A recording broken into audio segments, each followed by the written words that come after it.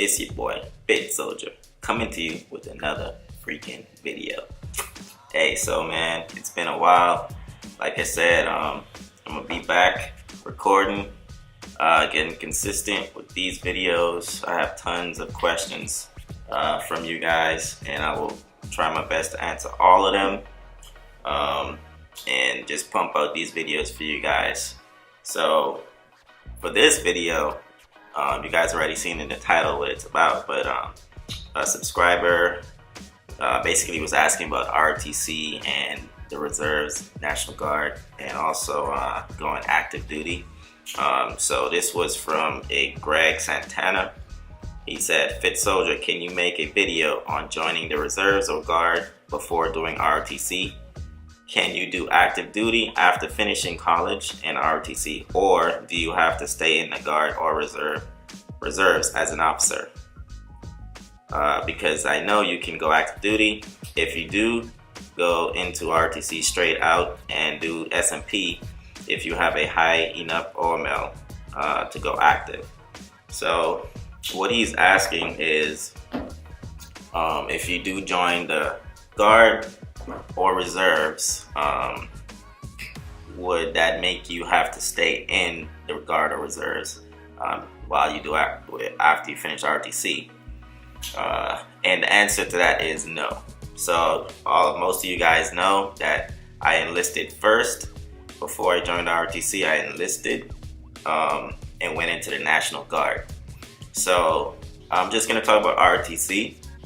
Basically, there's different types of ROTC programs. You have ADOs, which is active duty orders, or they're called ADOs. So you have enlisted soldiers that are active duty that want to go ROTC.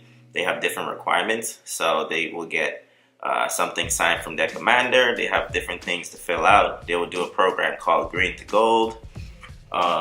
You have, scholarship options, and different types of options within the ADO. Some of them get paid, some of them don't. There's different stipulations in that. I don't know too much details on it because obviously I went guard, but that's the active duty option for ROTC. You would be active duty, and then you would try to go into ROTC and become an officer, and you would be getting paid as your grade. So let's just say you're a sergeant, a E5. You join ROTC, you would still be getting your full-time pay as an E5 while going to school, ROTC to become an officer. Hey, sounds like a good deal, right?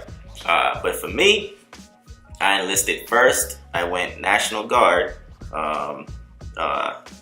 equivalent to the reserves. They're basically different, but it's still, drilling 1 weekend a month. So I enlisted, joined the National Guard first. Then I went to a local college that had an ROTC program, and I joined the ROTC program there. That was when I was in Florida. Then I transferred from Florida to North Carolina and joined the ROTC program there. Then I got contracted. Once you're contracted, you're basically non-deployable with your unit in the Guard. So you have the option to, do the SMP program, which is the simultaneously membership program, which means that you're gonna drill 1 week in a month still with your Guard or reserve unit, and you will be doing ROTC simultaneous with your Guard duties. So ROTC will trump your Guard or reserve duties, and your Guard reserve duties will be, second place. So ROTC will come first because you're contracted. That contract will overshadow your Guard or reserve contract. Now, SMP is still kind of hard to get. Not every unit is gonna be looking to have cadets on their unit. I know it took me a while to get my SMP agreement with my unit. They already had 2 cadets. One of them was commissioning, so I was able to slide in there and became SMP. Good thing about S&P is, obviously this is not an S&P video, but a brief about the S&P program. You do get extra pay, there's just extra benefits with S&P as well. Not just including your drill pay, but there's different, benefits to being S&P as well. Now, on to his question as far as, will you be stuck in the Guard or Reserves, or can you go active duty? The answer is yes, like I said. So with ROTC, you have an OML, you have an OML list. So you have an OML in your company, which is your school. Then you have an OML in your battalion, which is whichever battalion your school is under. And then you have a national OML. So you're gonna rank in your OML within your class at your school. For me, I was at Fayetteville State University. We did our OML within the class. Then you get your rankings. Then the next semester, this is all happens in your MS3 year, that fall semester. Then the spring semester of MS3 year, before you go to advanced camp, you're ranked within your battalion, which is, my battalion is Campbell Battalion, and they rank you within your battalion, and that's your OML for the battalion. Then you go to advanced camp, which is that summer. After you finish MS3 year, you go to advanced camp. You finish a 30-day summer training, which includes rucking, land nav. You have PT tests. You have confidence courses. You have some ranger type missions you have to run. There's different things you have to do there. It's fun, but then it sucks as well. But if I can do it, you guys can do it. You'll get over it. Once you're done there, you get a little mini OML at camp as well. They will rank you within your platoon at camp. You get a certain amount of points from that. When you get back to school, they will tally all of that up. They put in a little system, a little computer system. I still don't know how this thing works because, obviously nobody is ever going to be happy with their rankings or their points. I obviously wasn't happy. I did pretty good.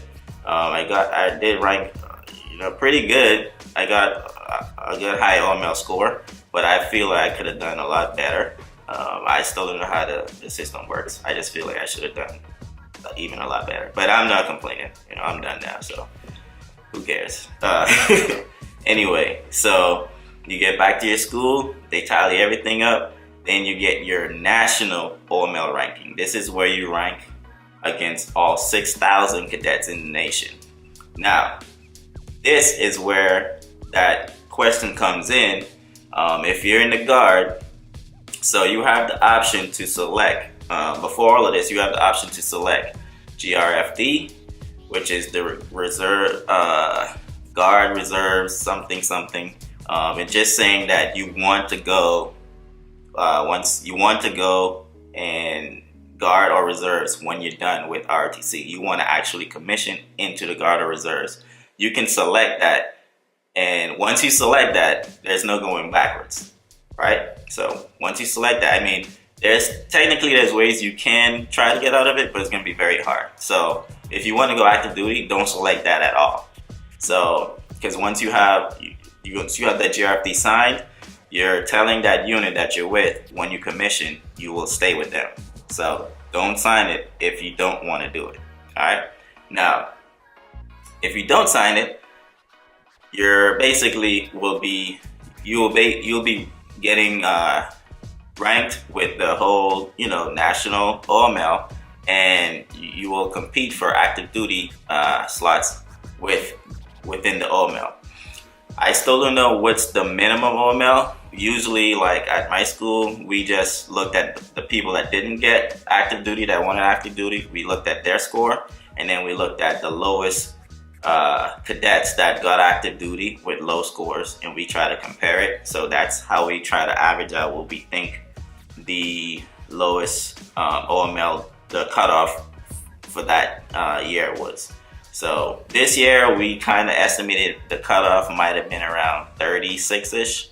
36 points for the OML, because one of our cadets had a little, well, close to 36, a little under 36, and he didn't get active duty. So that's how we kind of calculate. And then we had another person that was a little above 36 and they got active duty. So we kind of figured, it might have been within that range. So as long as your OML points are within above the cutoff, you will get active duty. Now, as far as branches, that's a whole different subject. As far as you gotta have certain OML points for certain branches. So, like for me, my branch of choice, my number one was cyber. They only pick about 54 cadets out of 6,000 this year for cyber. I didn't get it. I didn't have enough OML, which, like I said, I felt like I did pretty good to get all the OML points I needed, but different things happened that didn't allow me to get the points that I needed, which I will do another video on my experience with this OML thing, and so you guys can know exactly what I'm talking about. It's not gonna be in this video, but it'll be another video. So anyway, yeah, so I ended up getting my third choice, which was ordnance, and my EOD, which I opted in for EOD as well. So I still did pretty good. I got one of my top 3 choices. Usually, if you get one of your top 3 choices, you did pretty good. So I did get one of my top 3 choices. So, like I said, I wasn't complaining. But if you're not that high in OML, you might just get something that you didn't want. Which, hey, the whole goal is to be an active duty officer, right? I mean, hey, no matter, who cares what they gave you? That's why I wasn't that upset, And I'll do another video on when you're about to go to Captain's Career Course, how you can actually branch into something else. So even though I didn't get my top choice, Captain's Career Course, you can always FA into something, into another branch of your choice, if you have the right requirements for it. So there's always ways to get what you want. So that's one thing I learned also. If you want something, fight for it. Nobody else is gonna fight for the things that you want, especially in the Army. Like, there's so much things that you can do in the Army. So much different schools, so much different ways around stuff. Nobody's gonna tell you unless you ask, or you just be active. Like, just don't sit on your hands. Like, don't think what somebody tell you, that's the way it has to be. So yeah, that's my little niche on it. So anyway, that's how you can go active duty by enlisting into the Guard or Reserves before you join ROTC. And in my opinion, I think it's the best way. You obviously get to go to basic training, AIT, and you get to experience the enlisted side before joining ROTC. And you will have a little bit more experience than the progression cadets, which are the cadets that has no military experience. So I think it's a great experience to do that. Anyway, so that would be it for this video. Be sure to look out for other videos where I go in more depth on ROTC for you guys looking to become officers. And I'll be going through all that stuff, letting you guys know my experiences, OML, rankings, other cadets, advanced camp, all that stuff is coming out now. I have time. Let's get it. Alright, anyway, don't forget to like, comment, subscribe, and hey, my goal is to go hard, and within a year I want this channel to be at 100,000 subscribers. So yeah, let's get it, y'all. Alright, so share this video, let me see y'all comments in the box below, and give me more ideas on videos y'all want to see. Alright, and cadets, exercise.